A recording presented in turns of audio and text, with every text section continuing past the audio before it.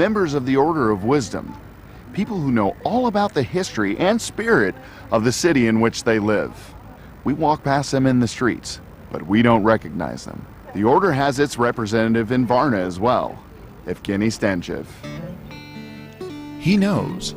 Varna is the third largest city in Bulgaria. It is situated on the western coast of the Black Sea. People from various ethnicities live here together. Bulgarians, Turks, Greeks, Armenians, Romani. The historical center of the city is called Grutska Mahala, the Greek neighborhood. The Varna International Airport provides easy access to the whole world. The Varna port is one of the largest on the Black Sea. The city has a rich history of over 2,600 years. And in the summer, its population doubles. Varna and the nearby resorts are a favorite tourist destination for Bulgarians and foreigners alike. Tourists from Russia, Germany, Great Britain, the Nordic countries, and Central Europe come to the sea capital of Bulgaria.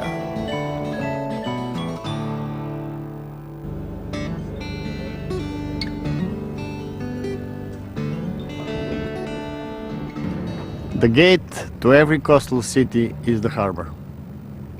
I welcome those who have come here to seek enlightenment in the wisdom of the ancient city. There they are, Angela and Michael.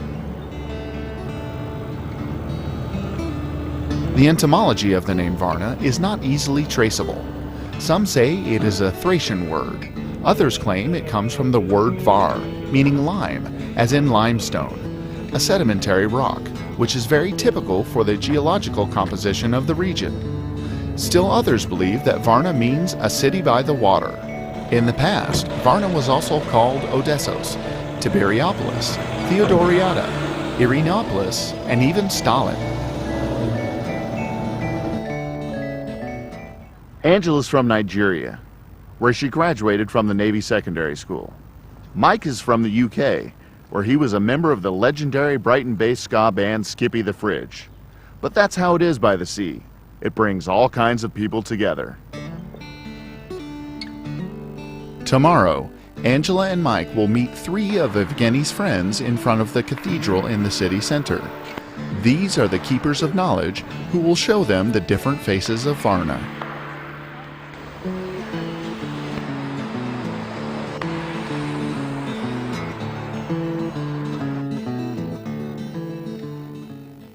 I'm the historian. I preserve and spread the memory of Varna's past. I'm the righteous one. I carry the light of Christianity, the faith of this ancient city. I'm the modern man. I know all about the urban life here. Every museum, theater, gallery, sports, and cultural center. I will be your first guide around Varna.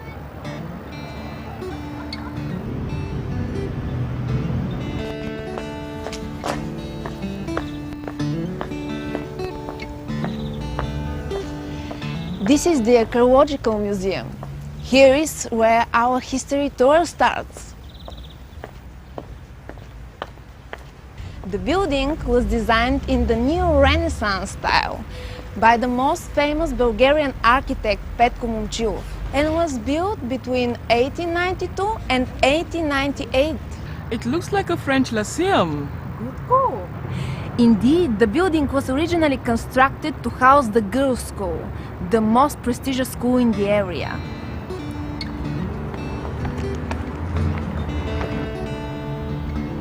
A graduate of the Charles University in Prague, Momchilov was one of the bright young hopes of European architecture at the end of the 19th century.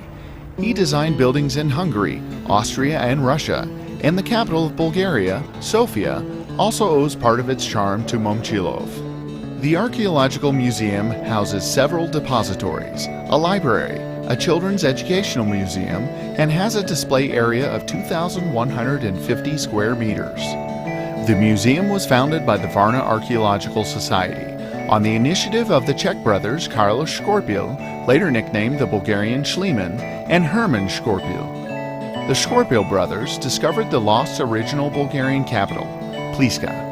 The first archaeological exhibition was opened on June 11, 1906, in the building of the girls' school, which later became the Archaeological Museum.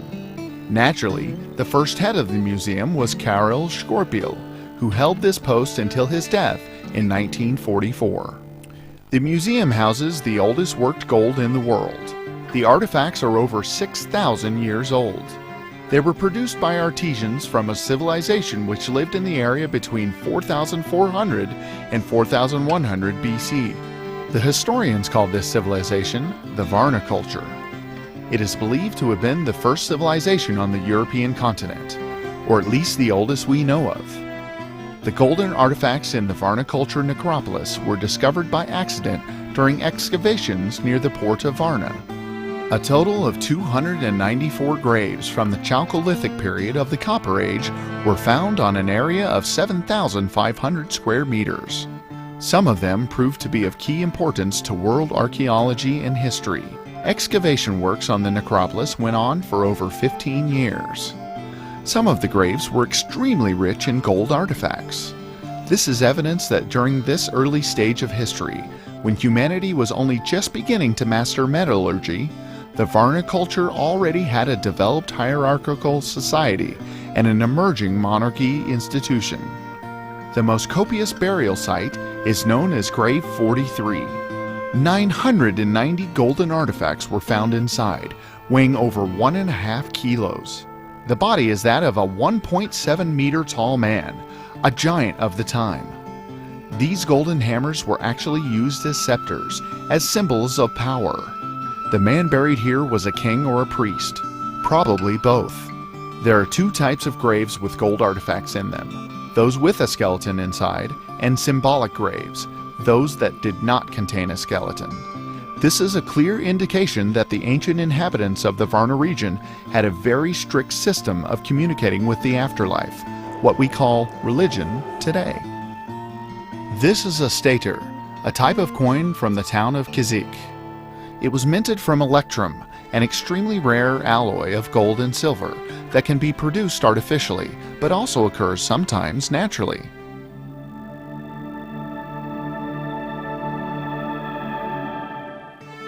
About 18 to 20 kilometers west of Varna is a unique natural phenomenon, Pobiti Kameni, a vast area covered with curious rock formations. Scientists are still arguing about the origin of the rocks, whether they are petrified corals or eroded cliffs. The blocks are shaped like columns and seem like they are stuck into the sand, which give the phenomena its name. Pobiti Kameni means rocks driven into the ground. They vary in height. Some are as high as 5 meters. Their diameter also varies, between 30 centimeters and 3 meters. Most of the columns have a conical shape, with no solid foundations. Instead, they are hollow and filled with sand. Their silhouettes resemble various animals and objects, as some of the columns have their own names: the Stone Sentinels, the Camel, the Throne, and the Stone Forest. It looks like Stonehenge. Yes, but this was a natural phenomenon, right?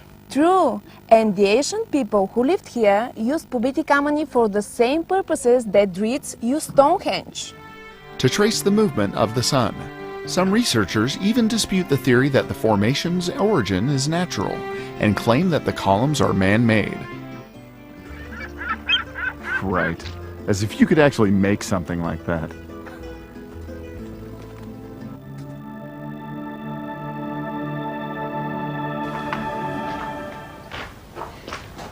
These are the Roman thermae, the public bath complex. In ancient times, these baths were something like VIP clubs.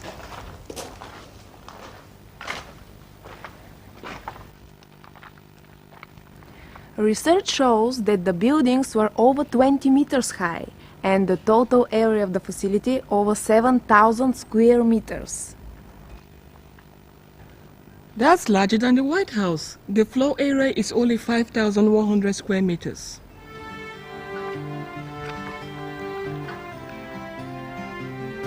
The thermae are located in the southeast part of contemporary Varna, near the port. They are among some of the best preserved architectural sites from antiquity. These baths were constructed in the end of the 2nd century AD. This is the largest bath complex on the Balkan Peninsula and the 4th largest in Europe, following the baths of Carcalla and the baths of Diocletian in Rome, as well as the imperial thermae in the German city of Trier, Karl Marx's hometown.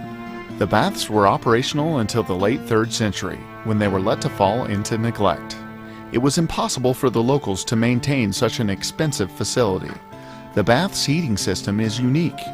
By means of a double floating floor, the hot air was transported all around the buildings. The mineral springs that heated the thermae are still used by the citizens of Varna. For the Roman citizens, it was a question of honor to visit the baths at least once a day. Such were also the doctor's recommendations. The building was so solid that 1,200 years after it was built, its basements were used as dungeons by the Turks. They called the prison İç Kale. In the summer of 1444, an army of 40,000 crusaders, a huge military formation for the time, led by the Hungarian king Władysław III Jagiello and the Transylvanian voivode János Hunyadi, crossed the Danube and captured all fortresses in their way. On November 9, 1444, the Crusaders were outside Varna. They set up camp to wait for the ships from Genoa and Venice that the Pope had sent to take them to Constantinople. But the Ottoman Sultan, Murad II, bribed the owners of the ships, and with their help, the Ottoman army crossed the Bosphorus. The Crusaders had no room to escape and were forced to fight. The battle was going more than well for the young, only 20 years old king. The Turks were retreating. Then, elated by the imminent victory, Władysław decided to play the hero and personally kill the Sultan. But before he could deliver the final blow, one of Murad's janissaries, the fearful bodyguards of the Ottoman sultans, killed the king's horse, knocked Władysław down, and beheaded him. The museum was built on the site of the battle, a memorial of the Crusaders who fell during the fights. King Władysław is known as Varnenchik in Bulgaria and in Poland as Władysław III of Varna. Disheartened by the death of their king, the Crusaders started to retreat and the Turks surrounded them. Most of the knights were slain. Only a handful, led by János Hunyadi, managed to flee. King Władysław's death disheartened not only his troops, but the whole of Europe. The old continent would take its revenge 239 years later, in the Battle of Vienna, when another Polish king rose to defend the Christian faith, Jan Sobieski. So, Vienna avenged Varna. Władysław Varnenchik's sarcophagus in the king's vault in the Wawel Castle near Krakow is empty. He was probably buried here. The Evsinograd Palace is only a few kilometers away.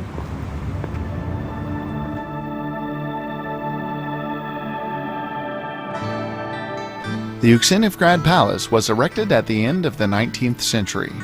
In 1882, Prince Alexander of Battenberg received a gift from the Greek metropolis, the St. Demeter Monastery, and all its adjoining vineyards and lands. The prince expanded the mansion to its current area, 197 acres. It was the palace of Bulgarian Tsars, the informal summer capital from which they ruled their realm. The Bulgarian Versailles. The palace and gardens were commissioned by Ferdinand I. The main building of the palace was designed by the Austrian architect Victor Rumpelmayer. It was modeled after the French Louis III chateau style. There are several reception halls, a music hall, a dining room, studies and offices, bedrooms for the royal family, and a whole floor for the staff. The furniture is made of mahogany and walnut wood, and the impressive chandelier, decorated with a royal crown and gold lilies, was a present from the House of Bourbon, who commissioned the Versailles Palace and were related to the Bulgarian kings. The palace is situated in a beautiful park, the arrangement of which began in 1890. King Ferdinand personally picked out over 200 different plant species from the Mediterranean, Asia, and South America.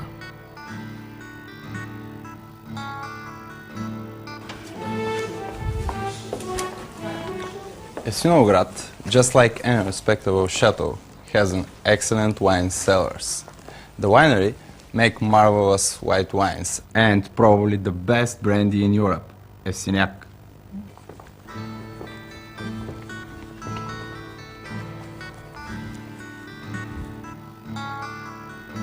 This sundial was a personal gift from Queen Victoria to Tsar Ferdinand, a token of appreciation for saving a group of English sailors in Varna Bay. The young Bulgarian sailors helped save the maritime superpowers.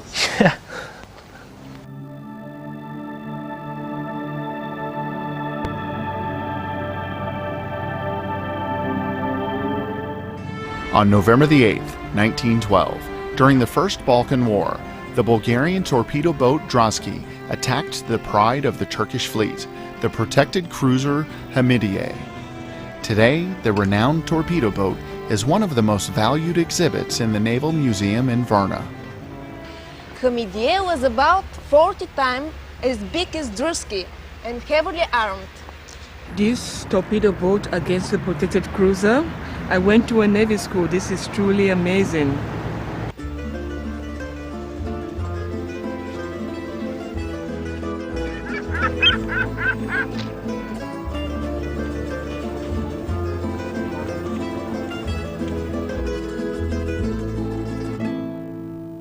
The people of Varna have always learned from history and nature. They used Pobitite Kameni as an observatory. They turned the sea into a commercial port. But Varna is not just history. Varna has a unique spirit, and you will feel it tomorrow. Dormition of the Theotokos Cathedral is an excellent example of how deeply rooted Christianity is in Varna.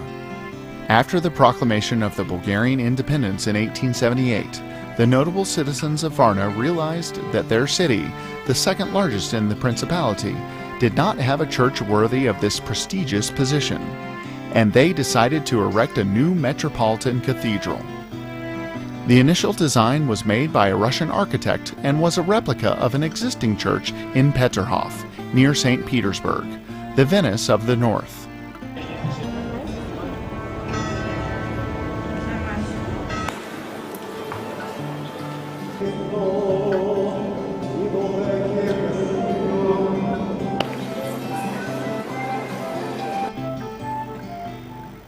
What does Dormition mean?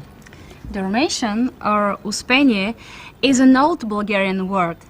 It means nodding off, and it refers to the state of grace that saints are in after their death. Contrary to canon, the icons are facing south instead of west.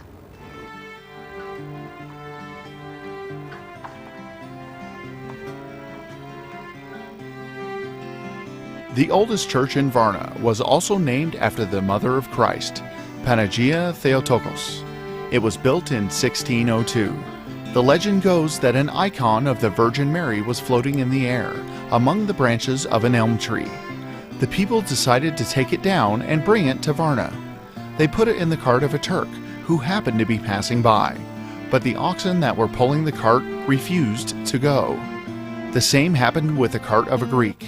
Finally, the icon was carried to Varna by a young Bulgarian man. They decided to build a church on the place where the cattle stopped the cart. The locals say that when the icon of the Virgin Mary was first brought here, it was hanged according to canon on the east wall facing west. In the morning, they found it hanging on the north wall, facing south. This happened every time they tried to put it on the east wall.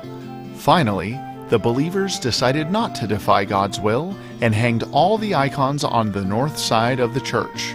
They thought it was better to violate the canon than to argue with God. According to Karol and Herman Skorpil, it was here where King Władysław of Varna was buried.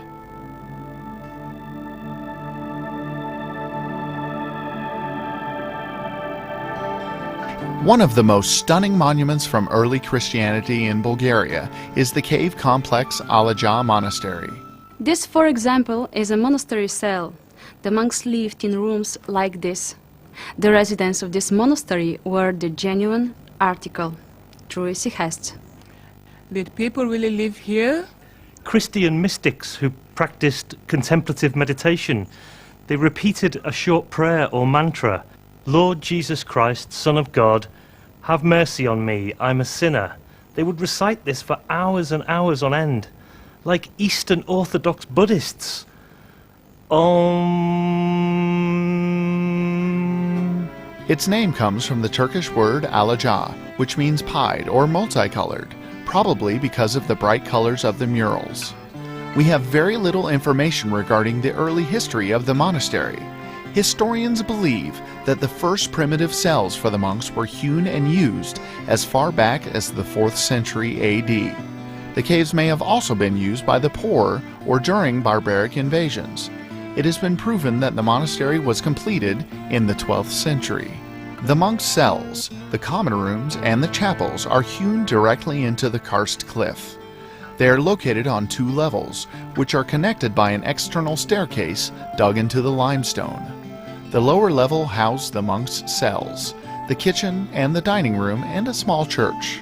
The upper level was dedicated entirely to the house of God, the chapel. Only a very small part of the original murals still remains today, mostly on the upper level. Less than a kilometer away, a similar cave complex was found, called Katakombite, the catacombs. It shares a similar history and architecture as Alaca Monastery, but is even less well preserved. Before the construction of the Dormition of the Theotokos Church, one of the oldest churches in Varna served as the Metropolitan Cathedral, St. Athanasius. It was erected in 1838 on the spot of an ancient temple that has been burned down. Under the church's foundations, remains of 2 earlier chapels were found. It was here that in 1828, a Christian bell rang for the first time in 4 centuries in Varna. The bell was mounted by the Russians, who took possession of the city during the Russo-Turkish War of 1828 to 1829. During the Ottoman rule in Bulgaria, Christians were not allowed to ring their bells. Several Russian officers who lost their lives in the Russo-Turkish War were buried in the church. One of them is a prince, Knyaz Urosov. Because of that, after the October Bolshevik Revolution, when many white cards immigrated to Bulgaria, St. Athanasius was given to the Russian Church. Today, it is Bulgarian again.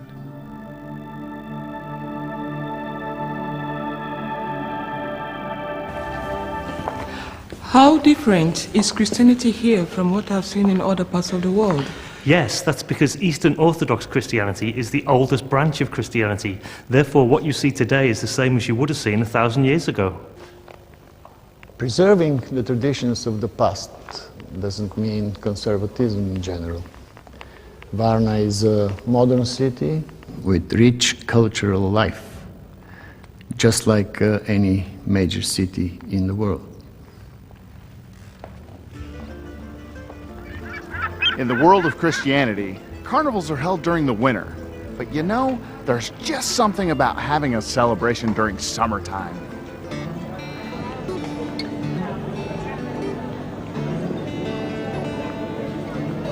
The heart of any major European city is the square in front of the theater. To create a nation, you must first create a theater. These words by Johann Wolfgang von Goethe were the motto that the notable citizens of Varna followed when 100 years ago they decided to build a temple to Melpomene in their city. And despite all hardship against all odds, after Bulgaria lost 3 successive wars between 1912 and 1918, in 1921 a theater company was set up. Once again, as it happened with the construction of the cathedral, it was the locals who provided the money for the building.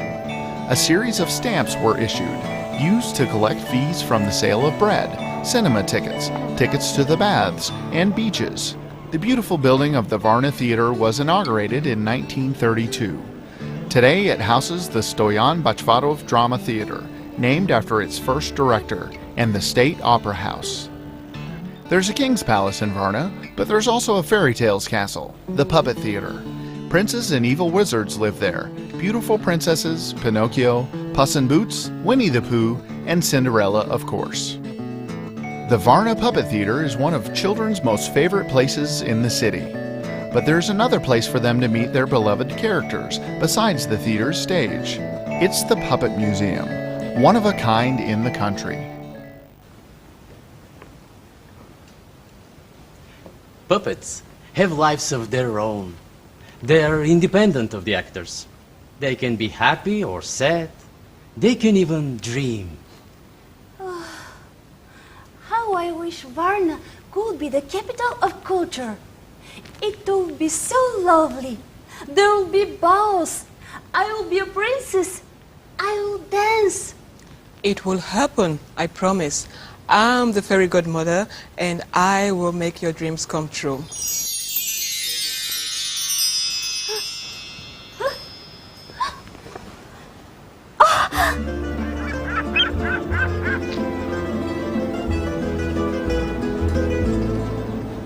One of the most interesting places of cultural importance in Varna is the festival complex. The building was constructed in the 1980s. It offers excellent conference facilities and houses an extremely rich array of events. Nowhere else in Bulgaria can you find such a rich cultural program in one place. The complex hosts the Golden Rose Festival for Bulgarian feature films, the Festival of European Co-Productions, the Varna Summer International Music Festival, the Varna International Theater Festival, the May International Choir Competition, the Varna International Ballet Competition, the Children's International Art Festival Constellation C, and the International Film Festival Love is Folly, all organized by the Varna municipality. But the festival complex has serious competition, the Palace of Culture and Sports. It's quite uncommon to place sport and culture together. Mens sana in corpore sano. A sound mind in a healthy body. The state-of-the-art building was also constructed in the 1980s. It hosts various sports events and has been the preferred practice facility and the official home stadium of the Bulgarian national volleyball team.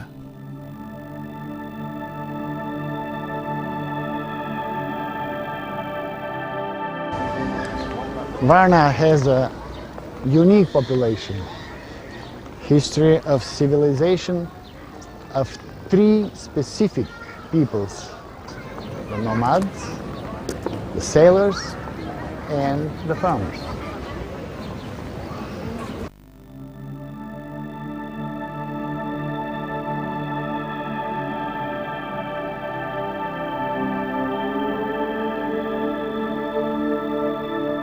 This is Sveti Constantine Elena, the oldest resort on a Black Sea coast. It was named after the Roman Emperor Constantine the Great and his mother Helena Augusta. The spirit of antiquity lives in Varna even today. Saints Constantine and Helena is situated 8 kilometers north from the city of Varna amongst beautiful scenery. The facilities were built on a natural terrace about 10 to 15 meters over the sea. The whole compound is located in a deciduous forest which reaches almost all the way down to the sea. The beach is over 3.5 kilometers long. Among the resort's unique highlights are the 7 warm mineral springs. In some of them, the temperature of the water is up to 60 degrees. Varna's VIP resort is called Slanchev Den. It's situated between Golden Sands and Saints Constantine and Helena. In addition to the excellent holiday conditions, you'll find a marina which can accommodate as many as 17 yachts. The best marina north of Istanbul. Only 20 kilometers north of Varna, along the scenic road by the coast, is Golden Sands, the pearl of the Black Sea. It got its name from the beautiful fine golden sand on the beaches. It is located in a unique natural preserve. The Golden Sands Nature Park covers 3,263 acres and was declared a protected territory in 1943 during World War II. The resort is surrounded by a lush, deciduous forest. Dozens of beautiful plant species live here, like the common snowdrop, the magenta primrose, as well as several types of orchids, all of which are in the red list of threatened species.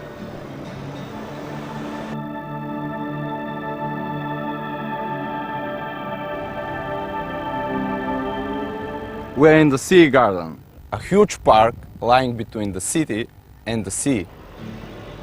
The Sea Garden, officially called Primorsky Park, has an area of 820,000 square meters, or 202 acres. Its northern part merges with the Uksenovgrad Park and their combined area is over 1.5 square kilometers, or 370 acres. In 1881, the mayor of Varna, Mikhail Kolony, suggested the arrangement of a seaside park. An area of 26,000 square meters was allocated to the project, and the first 130 trees were planted. At the request of the municipality, Karol Skorpiel, who had lived in Varna at the time, invited the Czech gardener Anton Novak, who had previously worked on the Schönbrunn and Belvedere palaces in Vienna. Novak accepted the commission, and the plot was promptly cleared and mapped. The first exotic species were planted, including valuable trees from all over the world: elms, lindens, chestnuts, ginkgo biloba. In 1908, the central alley was decorated with monuments of prominent Bulgarians from the revival. One of the main attractions in the Sea Garden is the aquarium. Its foundation was initiated by Tsar Ferdinand. On January the 6th, 1906, the king entrusted Dr. Parashkev Stoyanov with the establishment of a maritime biological station, offering him his full support. That same night, Ferdinand wrote a letter to the director of the Naples Zoo, Professor Dorn, in which he requested his assistance.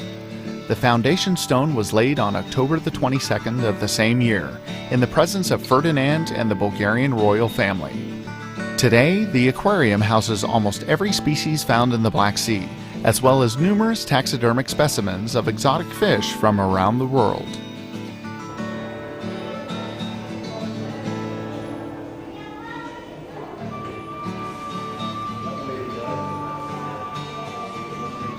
The Nicholas Copernicus National Astronomical Observatory is located in the Sea Garden.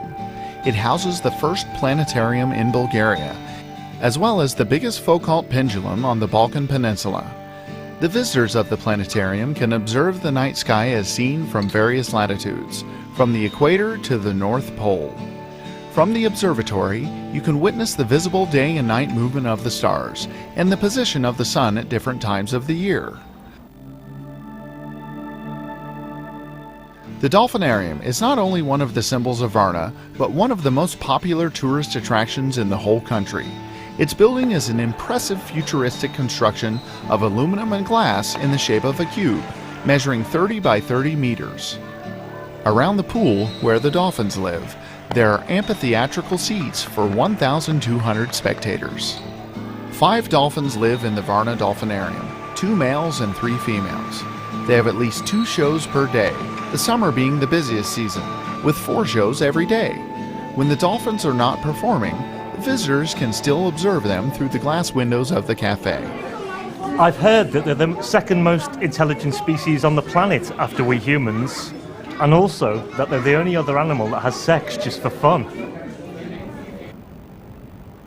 So the 2 parks have the same area as the Principality of Monaco. It's so funny you should say that, because this place really reminds me of the French Riviera.